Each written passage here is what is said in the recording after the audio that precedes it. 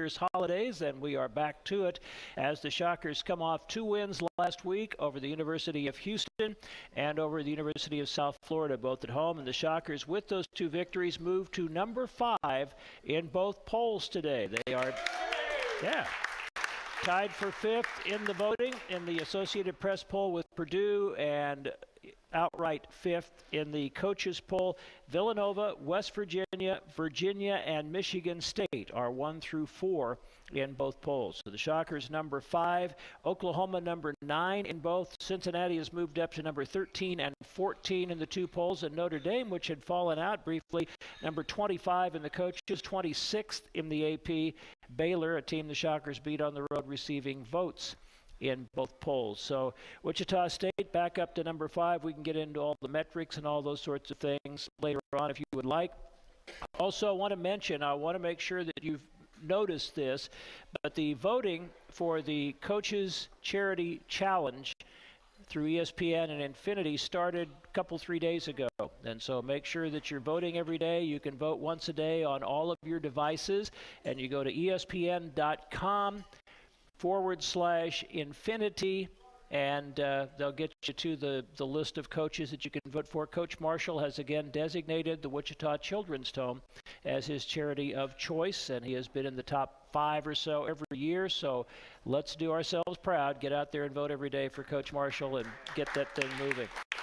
Coach, welcome, and certainly a good week for your team. A very good performance against Houston, and maybe one of the best 40-minute performances start to finish that you've had all season yesterday against USF. Yeah, I thought the guys played really well against Houston for about 32, 33 minutes, and then last night maybe 37, 38 minutes. So we're getting there, and it's hard to put 40 minutes together and be and play the way we want them to play each and every possession, but we're making strides. And the win against Houston in particular, that's a team that's going to get some, if things stay the way they are now, they'll be an at-large consideration team. And South Florida's going through some rebuilding. I think they have 8 new players, new coach, so that was to be expected, but we really did shoot the ball well in both games.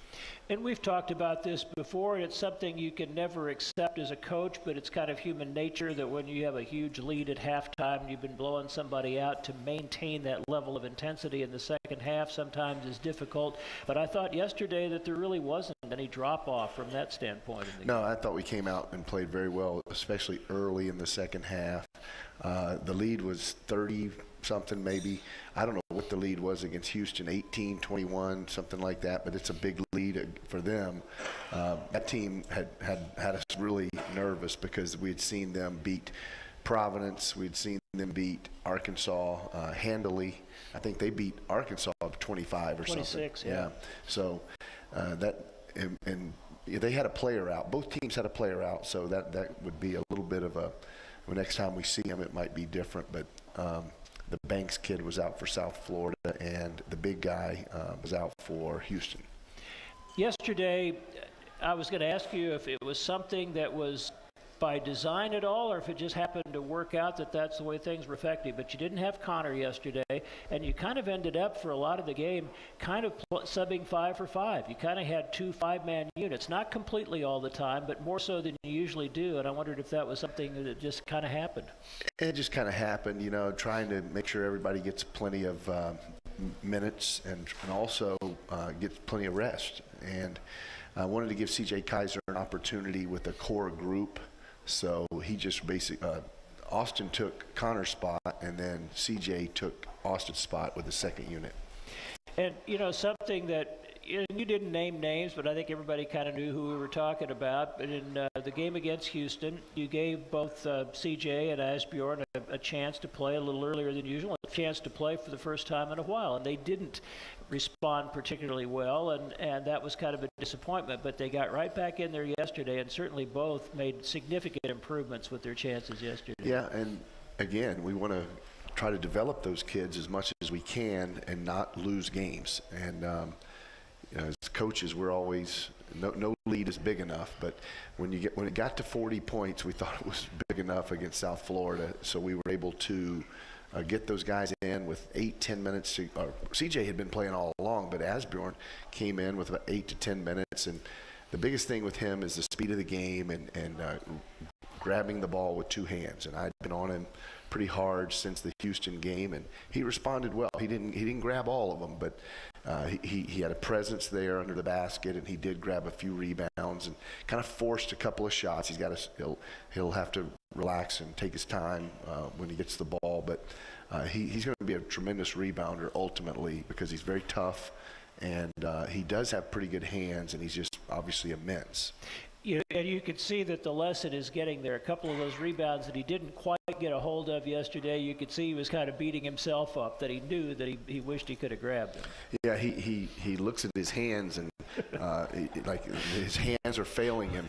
I had a player, I'm not going to name the name, but it was a big player, very big player back in the day, and I would tell him, these hands right here, this is one cost me, and this is millions, cost me millions. And but hopefully Asbjorn's will be better than that. We had a question or kind of a comment from somebody here already as they passed up here. Asbjorn set a screen at midcourt yesterday for Samaje, and David Collins, a freshman for USF, ran into it, and I haven't seen many players just get dumped like a sack of potatoes like he did. My comment, somebody mentioned this, whoever passed it up, my comment immediately at the time was, I'm sure he appreciates his teammates not calling out the screen and letting him run into something like that. I definitely didn't want a collision, didn't want anybody hurt in that type of situation late in the game, but no one helped the kid. I mean, and he just ran right into Asbjorn. He was standing there very solid. It's a play we put in a couple of years ago. Actually, we put it in. It helped us against Oklahoma, where Landry laid it in twice last year in Oklahoma City when we won the game, and we've run that play for a lot, and it's just especially when they're pressuring a guard like Kalen Malone, and you don't want him to turn the ball over in the backcourt. So all you want is a little separation between the defender and the ball handler.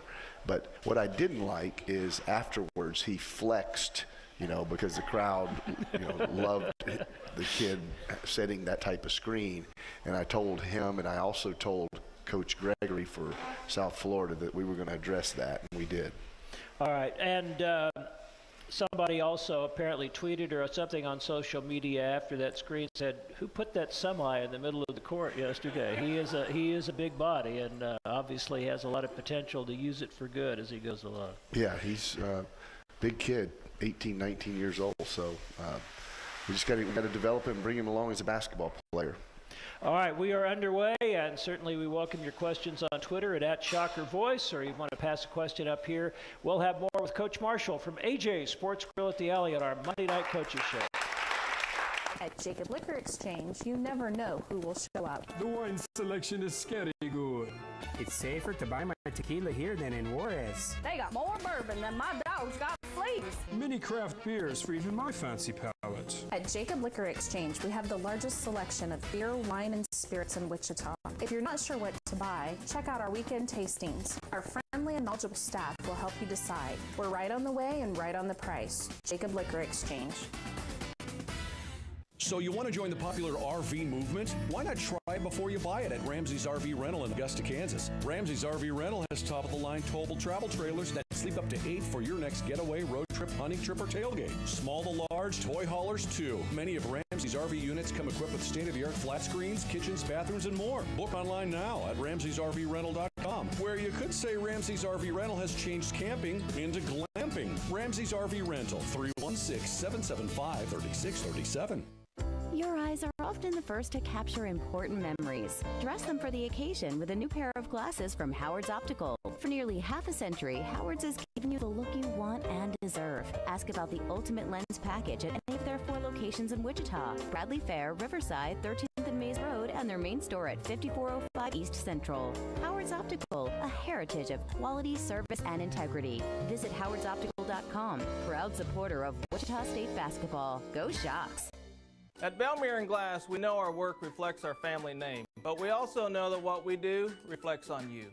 For over 50 years now, Bell Mirror & Glass has created and installed nothing but the the finest custom-made glass, mirrors, shower enclosures, and more for your family or business. Visit the gorgeous Bell Mirror and Glass Showroom today. And let what we do reflect on you. Bell Mirror and Glass. For over 50 years, a reflection of perfection.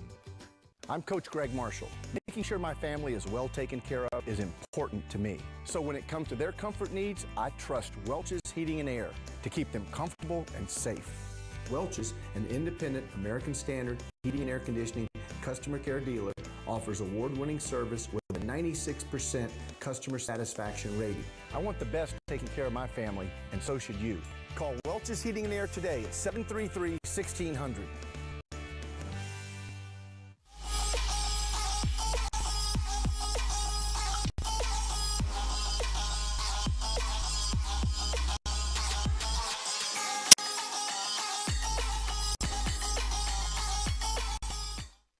Road.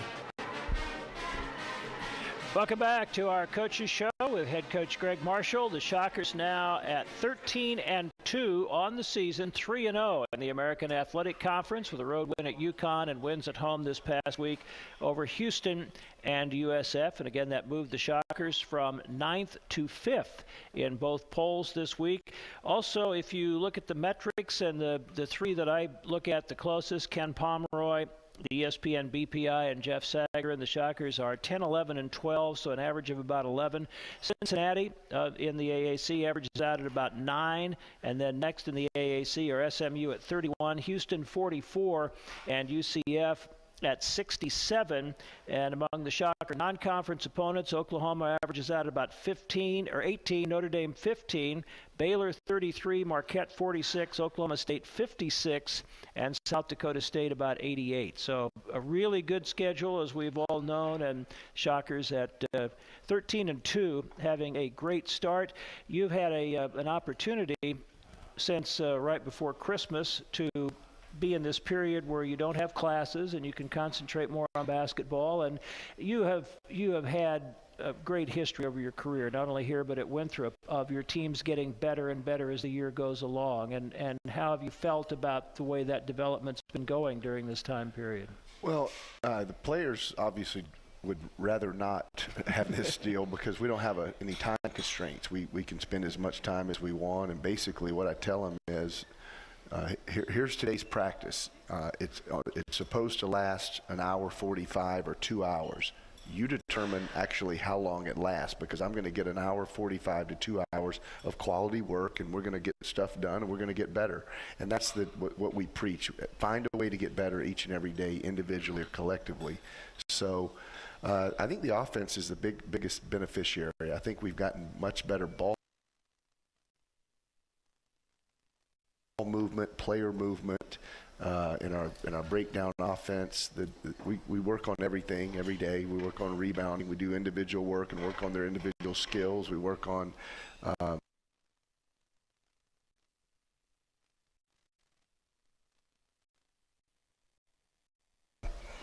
defense, rebounding, transition. So and with no classes for about a month. I mean, it's just great. I guess all schools do it, but I was never, Winthrop didn't have this. I've never been at a spot where you have the guys for a month and basically they're like pros because there's no academics that they have to worry about. So it's just basketball and eating and sleeping. So it's good.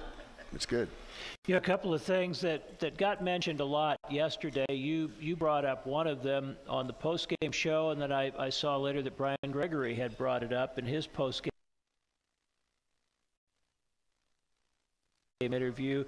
Landry Shamet, certainly a potential first-team All-American, potential first-round NBA draft choice, took 2 shots yesterday. It had 7 assists, 1 turnover, and everybody was so impressed with his leadership, his unselfishness, and just that it's all about winning with him. Yeah, it's I don't know why he didn't have more looks last night, but he was obviously passing the ball and running his team very, very well. And that's who he is. He doesn't worry about having how many points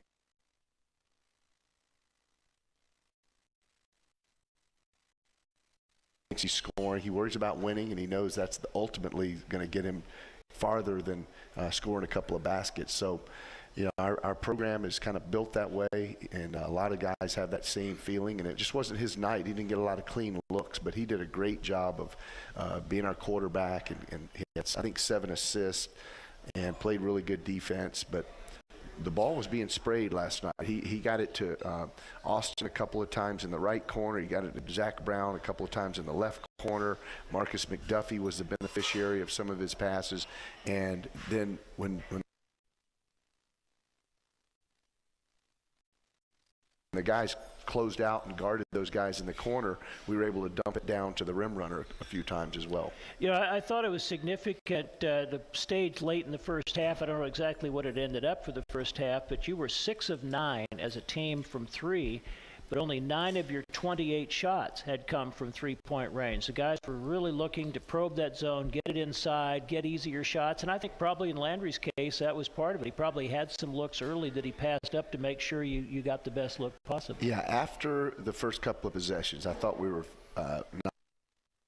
not very good the first 3 or 4 possessions maybe, and after that I thought we really did a great job of moving the ball, especially internally against that zone.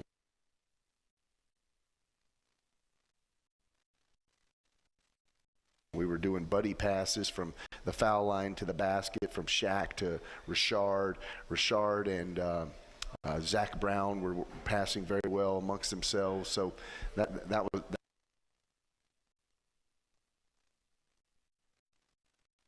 was good to see. That zone is so spread out. Those kids are big. They had some big guys, but the middle was wide open.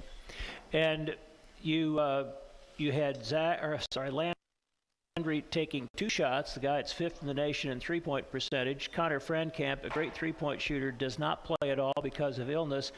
And you make 12 threes and shoot 61% from 3 as a team. That's pretty remarkable. Yeah, it's good. And we've got a lot of guys that can shoot the ball. And, you know, Austin started out with a 3. Marcus and Zach Brown were 7 for 8 maybe between the two of them.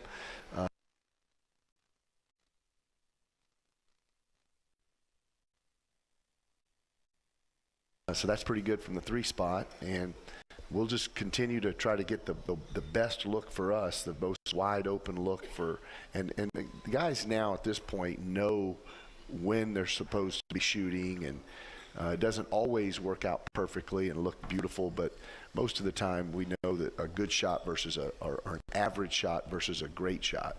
I looked at this today, and I just wanted to pass along these numbers. In the 3 American Athletic Conference games so far, the Shockers have made 12 threes in each one of the 3 games and are shooting 50%, 36 of 72 in those 3 games. Now, nobody wants to live and die by the jump shot, or at least, you know, if you want to be successful, that's probably not a good plan. But when you have that kind of shooting going on, it certainly makes things easy. Yeah, 2 of those have been at home and obviously at UConn. So the guys are pretty comfortable, and we're seeing some zone. UConn played us zone, and South Florida played us a lot of zone. So you're going to get an opportunity to shoot those threes if you move the ball well.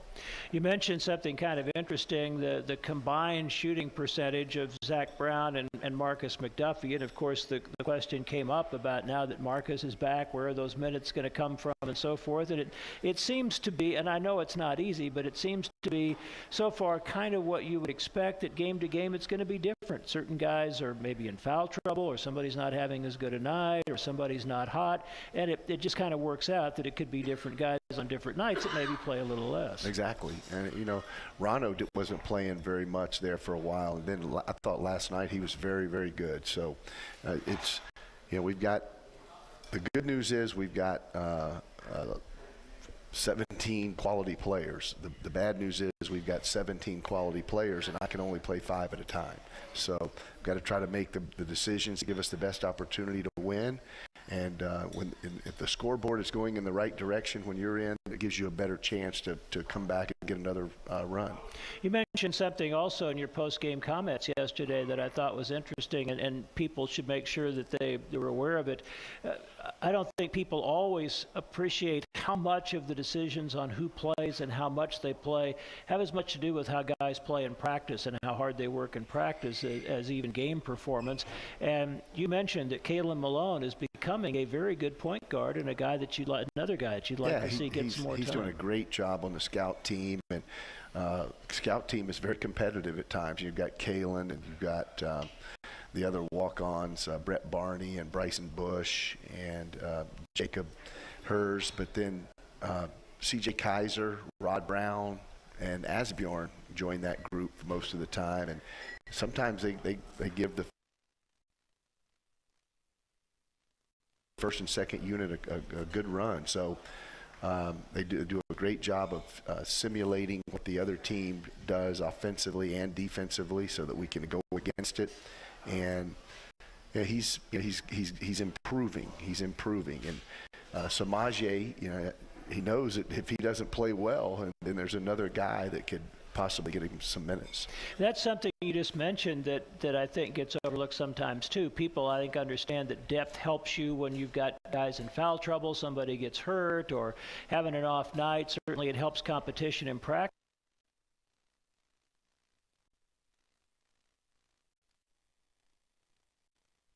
But if you have quality depth, it gives you an opportunity to, as you use the term, simulate other people's stuff in practice. It gives your guys a little bit more realistic look at what they're going to face. Yeah, and it's hard in 2 days, 3 days to do. Like you can't simulate Trae Young. No one can simulate Trae Young, but you do the best you can with trying to get these guys ready for at least the actions. It might not be at the same pace.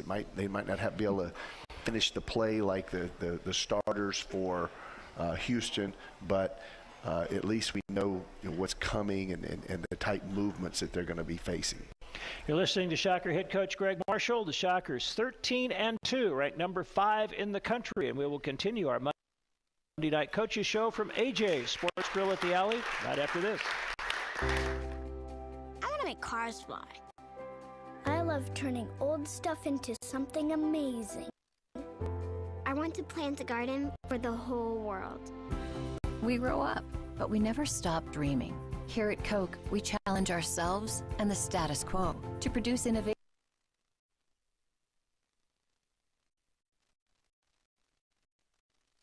like renewable fuel, more energy-efficient vehicles, and food for all. Because what drives us most is challenge itself.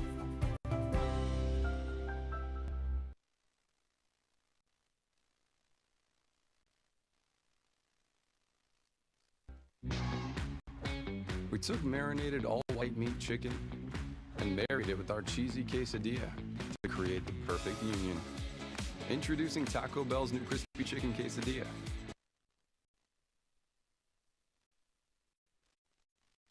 Get it with all your favorites like a crunchy taco, Doritos Locos taco, and an ice-cold medium drink for just $5. Together at last, but only for a limited time. The new $5 crispy chicken quesadilla box, only at Taco Bell. Visit one of Green Vision Group's 21 locations today to maximize your healthcare dollars. Our optometrists and ophthalmologists offer full-service, personalized care for the entire family. Use your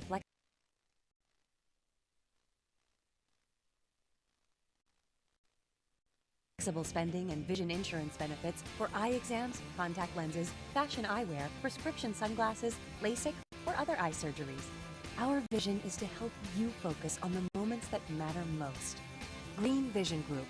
Never miss a moment. Coach, it's the Patterson Legal Group. Someone's gonna pay.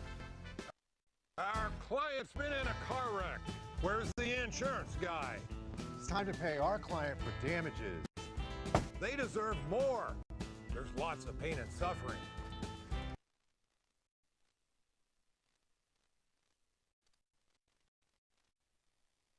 You really don't want to see us in court, so pay it all now.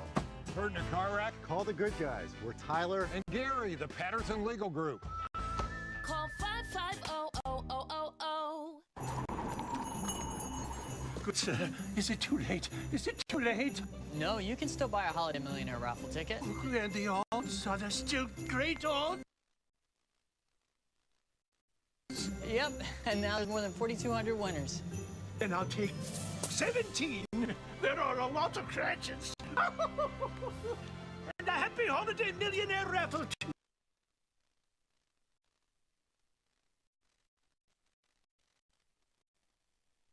You, sir. Your dreams are waiting, so play the Kansas Lottery Holiday Millionaire Raffle with even more prizes and great odds of winning $1 million.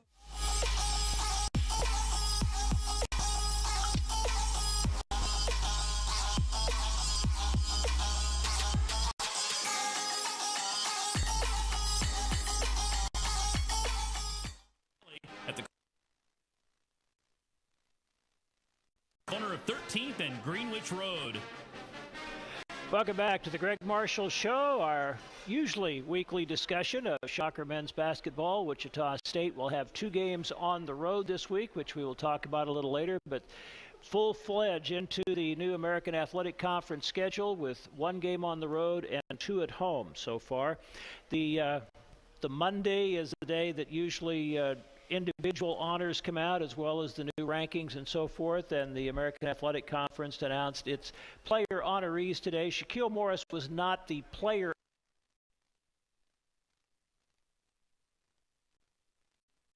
of the week, but he was on the honor roll of those considered for the outstanding player in the conference last week. 14.5 points, 5 rebounds per game in 19 minutes per game, shot over 70% from the field, and once again he showed when he's engaged and ready to go, he is a difference maker this past week. Yeah, he's been very good the last several games, and we need him to continue to do that because he's a difference maker.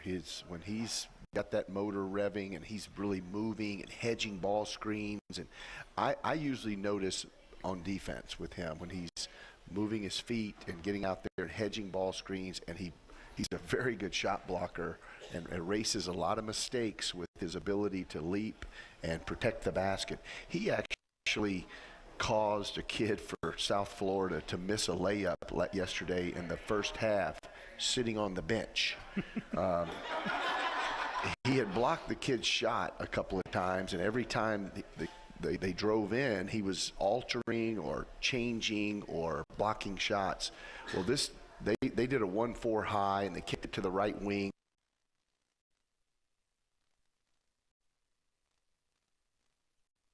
Across from our bench, and we're supposed to force him into the ball screen. C.J. Kaiser did not force him into the ball screen, but let him rip it right towards the baseline.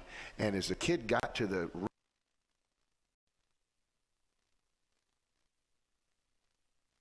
rim, he starts looking around, who's coming? and Shaq was over on the bench. And I said, Shaq, you're responsible for that kid missing that shot, just sitting here because you've been such a menace around the basket.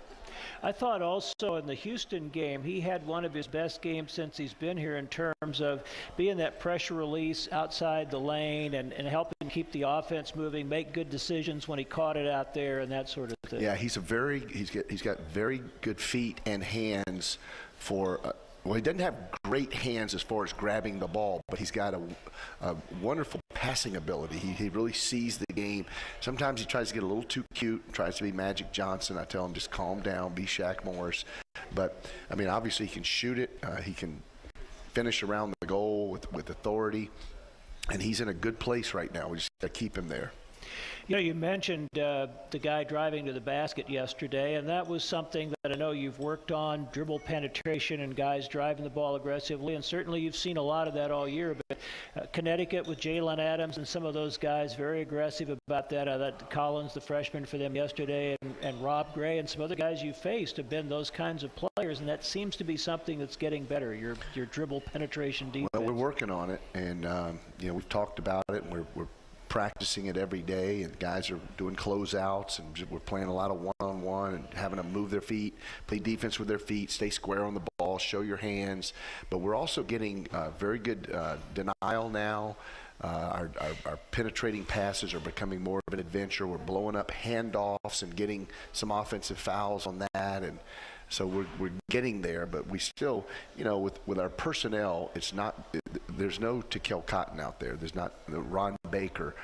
Connor and Austin, they do a great job with what they have, but they're limited in certain areas physically as far as being the defensive stopper. Now Zach Brown and Landry and C.J. Kaiser certainly have those capabilities. And getting Marcus back certainly is a help on the defensive end beyond what his obvious skills are on the offensive end because of his length. Yeah, he does a great job being in gaps with his length. He digs out of the post very well. He gets steals. Last year he led us in scoring, rebounding, and steals. So he's a stat stuffer. He's very active, and I love it when he's on the ball and he's got his hands moving, his feet are moving, and he's like Edward Scissorhands out there, just giving the ball handler tremendous grief.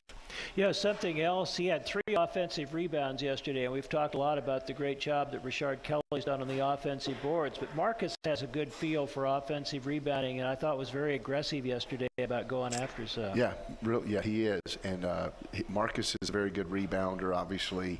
Rashard, very good rebounder. And Zach Brown's going for offensive rebounds and giving us extra possessions. So those 3 in particular are doing a very good job with that. I need to get our 5 men, Shaq and Rono and Darrell Willis, going every time, but they're less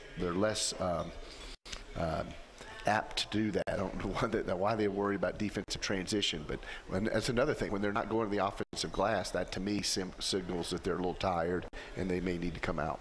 Yeah, and I haven't had a chance to mention this on this show, but in the pregame preparation before Connecticut, one of the things that you talked about with your team was that you wanted 2 men back on defensive balance all the time because of the way they like to push it, but that you wanted Kelly and Brown going to the offensive glass every time, and with just 3 guys going, you had, I think, 17 offensive rebounds in that game. Well, Kelly was like 5 men going.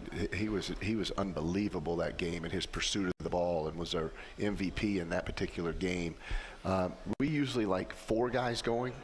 In that particular game, only 3 because I wanted a tandem with their because the other team, Connecticut, was very, very good in transition, and we knew they would struggle to score in the half court if we could limit the transition. And the other part of that dribble penetration is obviously the rotation.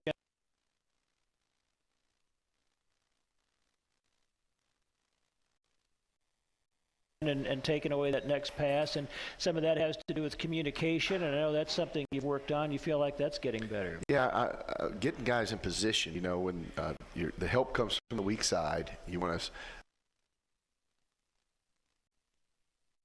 We don't help from the strong side corner.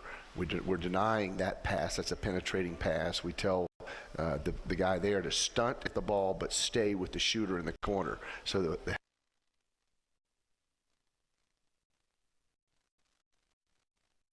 help has to come from the bottom guy on the weak side, and he needs to meet him outside the lane. The other guys have to drop and flood, and you'll see that sometimes with our team. People drive, and you'll have a guy cutting them off underneath the basket, and then 2 or 3 other guys coming with their hands up, looking to block a shot or deflect a pass, and that's when we're at our best.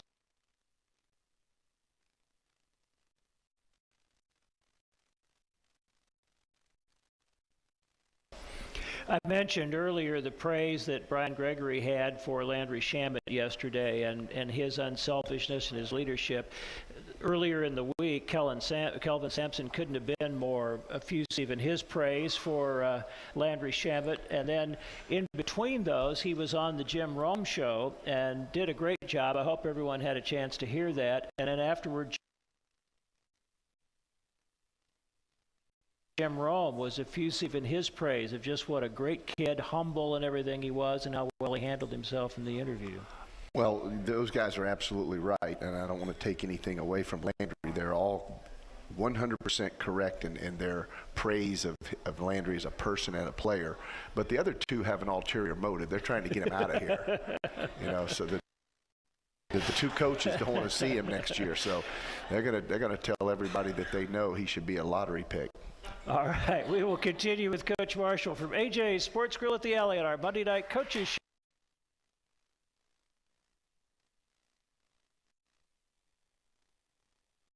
Show. In today's world, connections are everything, which makes your Wi-Fi even more important. With Cox High-Speed Internet, you can get the latest equipment equipment and access to super fast in-home Wi-Fi. You also get the security you need to protect your privacy. And when you travel, we're right there with you, giving you access to more than 500,000 Wi-Fi hotspots across the country. At home or away, Cox has you covered. Learn more with the Cox Discover More video series at cox.com/learn. What happens when you register your Cox account and get a user ID and password? You open up a world of possibilities for all your Cox services, like access to live TV and on-demand shows with the Contour app, and TV network apps to watch on the go. Cox Security Suite Plus, powered by McAfee, and phone tools to keep you connected when you leave home. Discover what you can do. Check out the Cox Discover More video series at cox.com/learn. With Cox high-speed internet, you get access to super fast in-home Wi-Fi to power all your devices and do the things you love online. And now, when you're traveling, you have free access to the nation's largest Wi-Fi network with over 500,000 hotspots. So you can stay connected in places such as New York City, Los Angeles, Washington, D.C., Phoenix, and many more. Learn how with the Cox Discover More video series at cox.com/learn. In today's world, connections are everything, which makes your Wi-Fi even more important. With Cox high-speed internet, you can get the latest equipment and access to super fast in-home Wi-Fi. You also get the security you need to protect your privacy. And when you travel, we're right there with you, giving you access to more than 500,000 Wi-Fi hotspots across the country. At home or away, Cox has you covered. Learn more with the Cox Discover More video series at cox.com/learn. What happens when you register your Cox account and get a user ID and password? You open up a world of possibilities for all your Cox services, like access to live TV and on-demand shows with the Contour app, and TV network apps to watch on the go. Cox Security Suite Plus, powered by McAfee, and phone tools to keep you connected when you leave home. Discover what you can do. Check out the Cox Discover More video series at cox.com/learn.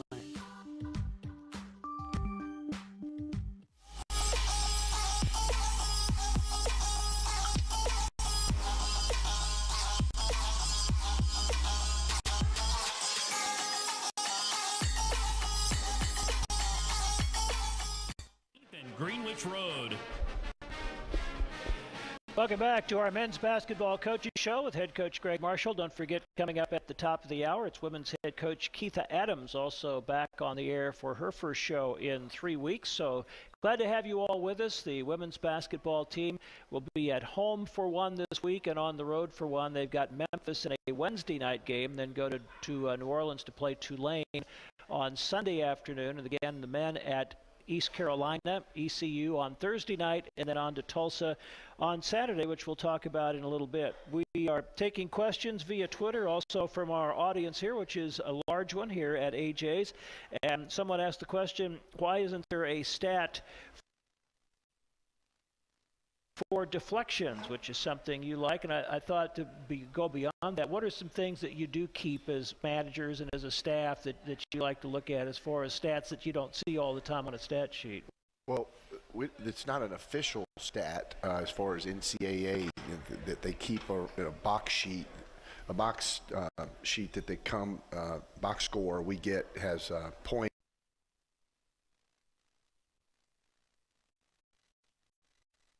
and how many regular field goal attempts and how many three-point field goal attempts, how many free throws, rebounds, steals, assists, and turnovers, and minutes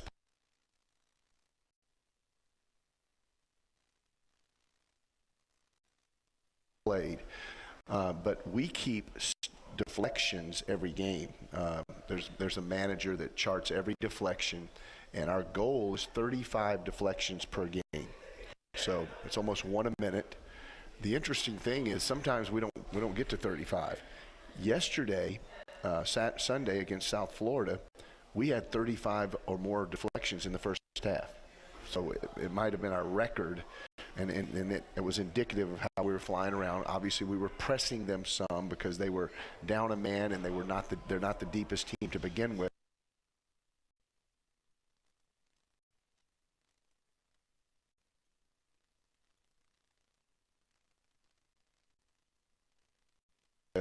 And you know, it's a new staff and new players and all that. We thought in Coke Arena that was the time to do that. So, but 30, I think we had 35, 36 at halftime. So we do keep deflections, and I think it helps your defense when you can obviously disrupt the other team's timing and their flow. We had a question. We've had this a couple of times.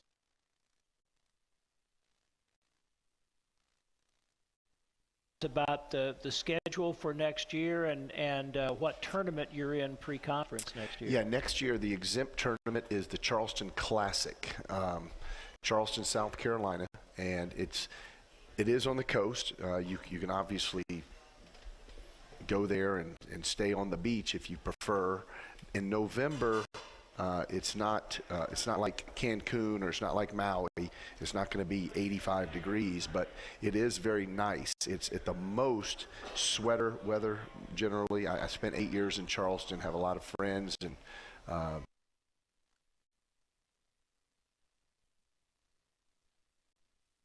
love Charleston. I cannot wait to go back. It's one of the greatest cities on earth. Like some magazine, either Condé Nast or Traveler or whatever, rated it not only the best city in the United States to visit, but the best in the world recently. So it's got great restaurants, great history. You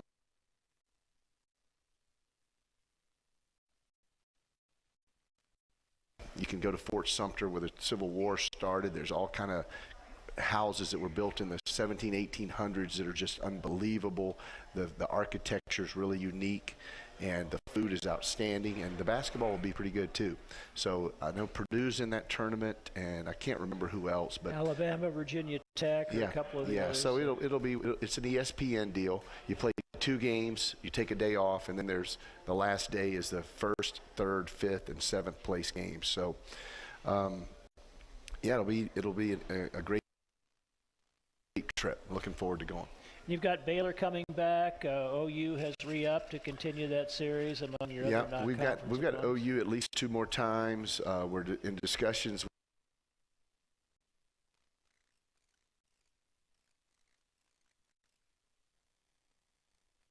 with Oklahoma State to continue. Baylor returns here, and that's all that I can recall right now. You know, that you get those done, and then you can just fill in with some home games. I had an interesting question that I don't know that I've heard you asked before. You've talked quite a bit at various times about Coach Kress. You just mentioned the time you spent in Charleston, but someone who must know of him wanted to know about Coach Nunley and the influence he had on you as both on and off the court. Yeah, Coach Nunley was my original mentor. He's a guy that, you know, looked at a 6'3", 145-pound point guard from Roanoke, Virginia, and said, you know, you can help my team. I made Austin Reeves look like Charles Atlas. And that he installed me as his defensive stopper and a third ball handler. I played point guard in high school, but in college I played the 3 and the 2. And you know, so I was another point guard out there making point guard plays, always defending the best perimeter player on the other team. And back then Randolph-Macon was Division II, which was a partial. You could give full scholarships, but we only got partial scholarships. He broke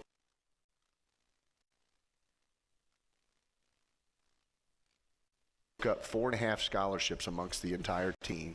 So, but I wouldn't have been able to go to that school had I not gotten some type of scholarship, because at that time it was thought of as very expensive from a kid from South Carolina with our situation. And so I went there, and it was a little Ivy League school. It was really nice and great education, but Hal Nunley was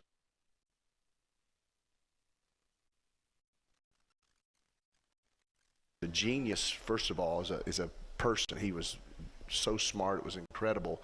And he took a liking to me, and I was always the host for recruiting trips those guys that came in, he would give me 10 or 15 bucks and say, okay, make sure these guys have a good time, take care of them, show them the right things, do the right things. And then when I was a junior in college,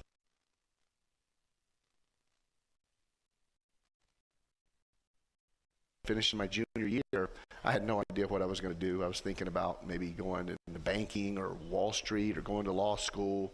And he said, would you like to coach? And I said, well, you have a coach. You have one assistant coach who makes a grand total of $10,000. And I said, you've got a guy. He goes, well,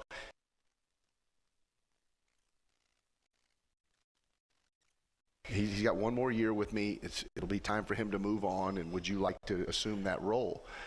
And he actually recruited me to do that. He talked to my parents about it. You know, it's not what most parents want to hear when they've got their kids have a college education. You're going to start at $10,000 a year, and I stayed at $10,000. Actually, I went to 9 my third year just to get out of there.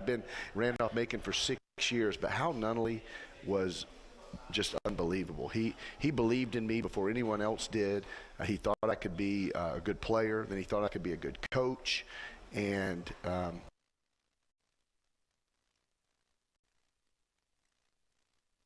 was a brilliant basketball coach. And a lot of what we do is based on Coach Nunnally's influence, and then John Kress, who I worked for 8 years later, also had a huge impact. You mentioned hosting guys on recruiting visits, and it brought up something that I wanted to mention. I had a chance to meet Eric Stevenson, one of the Shockers' incoming recruits, at the shoot-around before yesterday's game. He came in June and was here on his official visit. A couple of days later, made his verbal commitment to come here and signed his letter in November. But this is the first chance he'd had to see a game here. And I look up in the stands right before the game, and there is Eric Stevenson sitting next to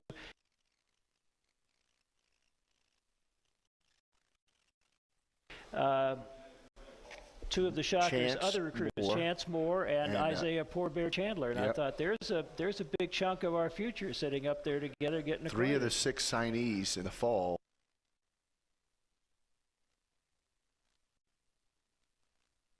were at the game. Obviously, those Chance and Isaiah are around quite a bit. They were at practice last week. They're both at Sunrise Christian Academy in the prep program. But Eric flew in on his own dime, obviously, on Alaska Airlines, that direct flight from SeaTac. He's from Tacoma, and SeaTac Airport there in Seattle and Tacoma, right into Wichita. And I don't know where he stayed. I don't know anything about that, but I know that he hung out with the guys a little bit. He is so amped up, and he's going to be an interesting kid to follow because he's got a lot of energy and got a lot of opinions, and I love he's got verve, vigor, and vitality.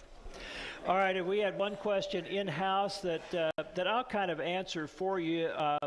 It says, if players of the week are judged by points, blocks, assists, can a Shamet who was involved with the success of others be considered? And that's a great point. The problem is the people doing the voting usually are somewhere trying to get a feel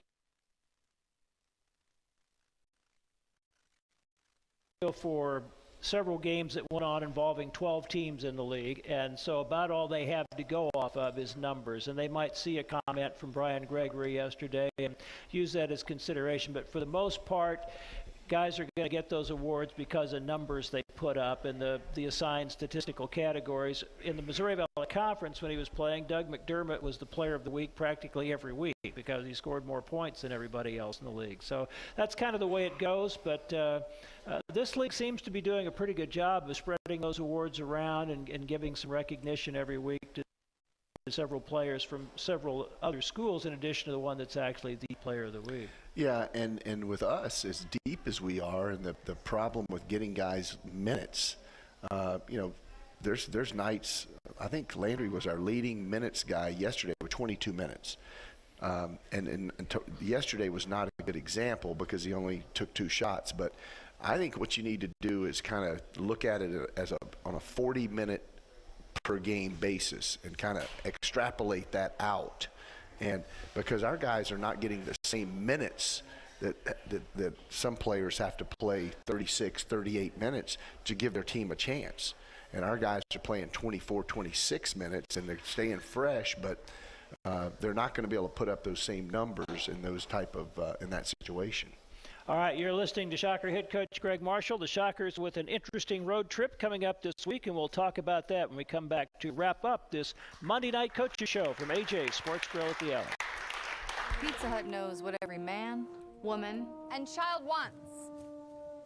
Free pizza. And the new Hut Rewards turns every dollar I spend online into points toward free pizza. It pays to be loyal. Sorry, son. We're cutting you.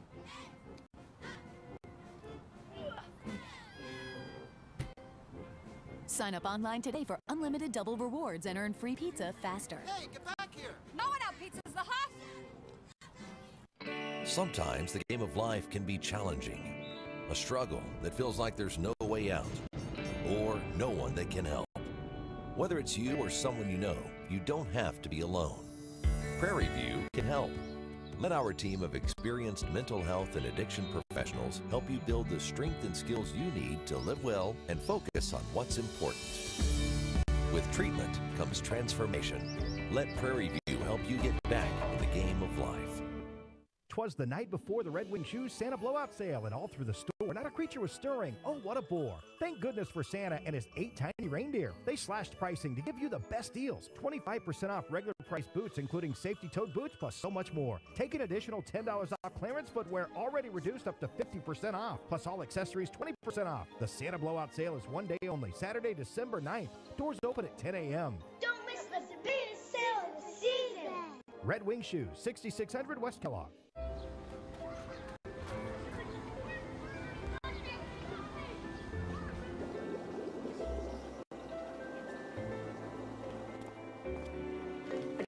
A healthy smile is a powerful thing. It deserves Delta Dental, the nation's leading dental benefits provider. I love it. It's all yours. Really? Yeah, the old car. Learn more about our individual and family plans at deltadentalks.com. Why sing about chestnuts roasting when IHOP has new cheesecake stuffed French toast? Brioche French toast layered with creamy cheesecake, then topped with glazed strawberries, warm apples and toffee, or cookies and cream made with Oreo cookie pieces. Now that's something to sing about. Cheesecake stuffed French toast, only at IHOP. Now with IHOP and Go, order online and get $5 off your first order of $25 or more.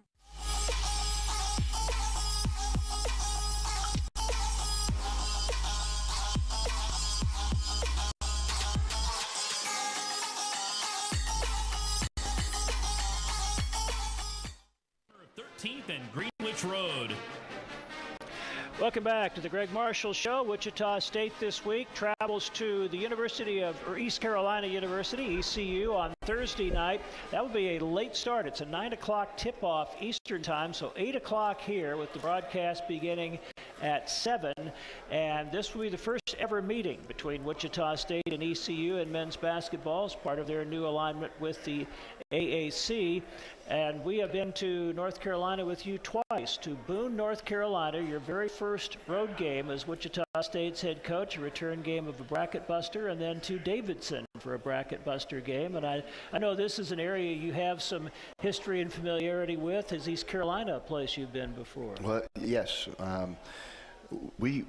East Carolina, when I was at Winthrop, we would always recruit against them because they were Conference USA or whatever they were at the time, and with a great football program and wonderful campus, and it's a vibrant campus. So we would recruit against them, and I could never beat them on a player ever.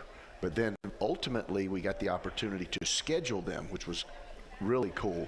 I forget who put it together, but it was a 2-for-1. We had to go to Greenville twice, which was about a 5-hour drive from where we were in Rock Hill, South Carolina.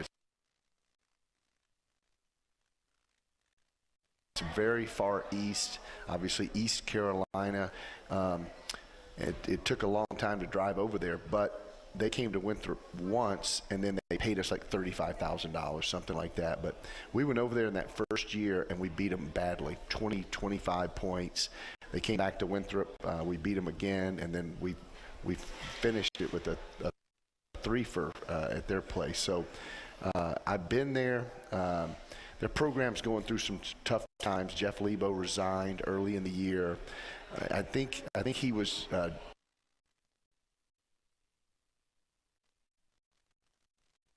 his son is a high school basketball player, and he wasn't getting a chance to see him play, and things weren't going well. And he had a pretty good run there. I think he's the all-time leading wins coach at East Carolina. But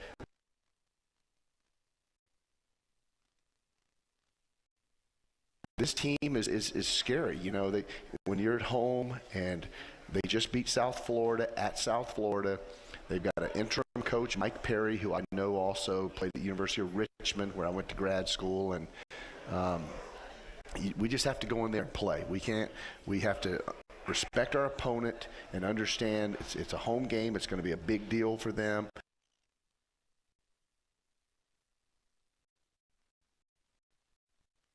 And we'll be fifth in the country when we go in, so we've got to take care of our business and not think about their record or anything like that.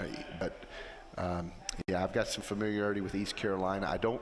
I never spent a whole lot of time there other than playing those games. But Minges, I think it's called Minges Auditorium or Minges Arena. But I'm going to have myself about 100 ticket requests. I've got people. People are texting me and emailing me. If you guys see this, understand that I can't keep up with all of it. So make sure you do it through Ryan in my office, because if you requested tickets 2 months ago, I forgot about it. I will not be able to remember all the people that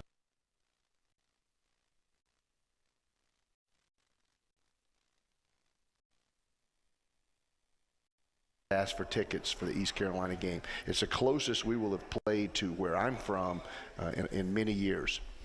This arena that Coach Marshall mentioned is 40 years old, seats 8,000. It was redone a couple of years ago. The floor, new message boards and scoreboards and so forth. And the coach, Michael Perry, is a 27-year Division I assistant who's been in this situation before. He stepped in when Lefty Drizel suddenly retired in mid-year at Georgia State in 2003, and he ended up being the head coach there for almost 5 years, had a couple of 21 seasons. He's been at East Carolina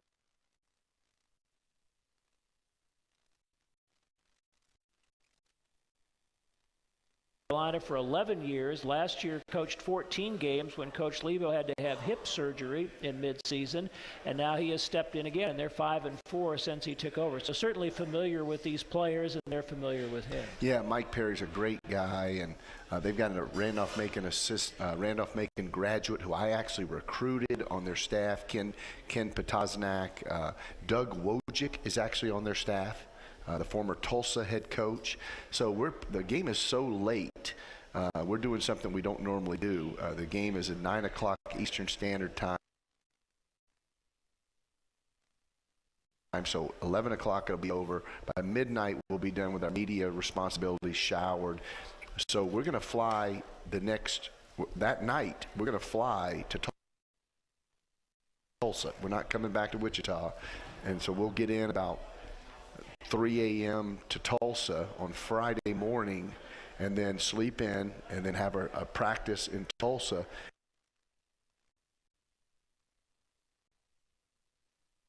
And then play Saturday evening in Tulsa, and not come back to Wichita and then bust down. And I was going to mention that because that hasn't happened too often in your tenure here, but last year went to Illinois State and then on to Evansville, and in the Final Four year had the memorable Kung Fu fighting game at Illinois State and stayed down and went on to Indiana State. And those have tended, and I want to say first,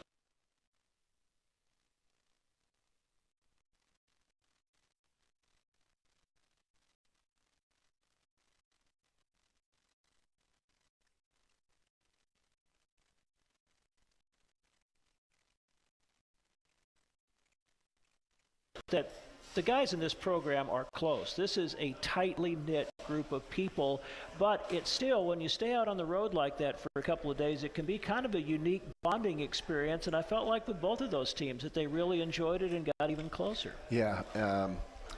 I remember the Kung Fu fighting year in Illinois State. We came back from dead. We're dead in the water, and they just gifted us a game, which we had to have to get in the tournament. Otherwise, I'm not sure we get in the tournament. And then we go on to beat Indiana State.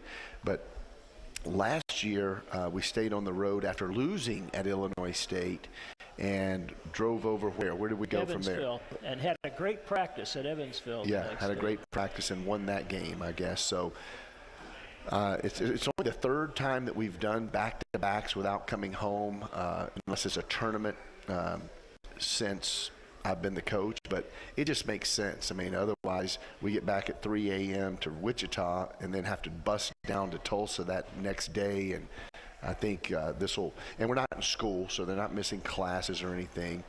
But it'll be a long trip. We need to go 2-0, and if we can go 2-0, we're in good shape, because both of these, anytime you can win on the road, winning on the road is the most difficult thing to do in college basketball. Again, those times, 8 o'clock tip-off